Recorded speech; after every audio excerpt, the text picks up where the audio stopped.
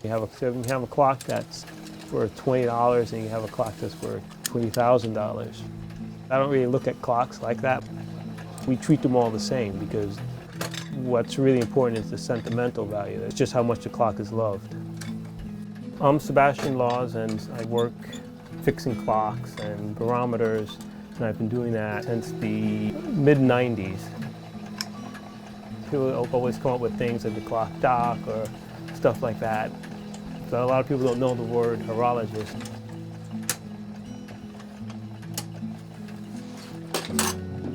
All throughout history there have been black horologists, but it was a rarer thing to do. I was always curious about taking things apart. What fascinates me is that it's like putting together a puzzle almost. At the end of it, the puzzle comes to life. It's actually a very cool job for me. I think the best part of being a horologist is, I don't know, there's no pressure. It's very organic. I'm just focusing on the work at hand. It's going to take as long as it's going to take. And it's just the contemplation of it is kind of work at your own pace. I really just learned repairing clocks for my dad. I would just start helping him out, and then slowly but surely I started working on clocks myself.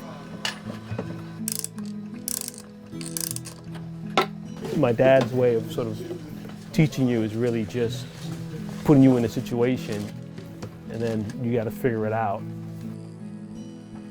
And you know, that worked.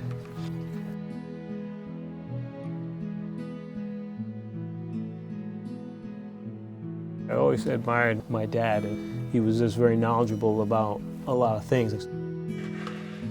But now that he's not here, it's like your fountain of information is not around. These are sort of his old hammer, his old keys, his old screwdriver. Early on, I liked the idea of how you could tell a story with the camera and the film.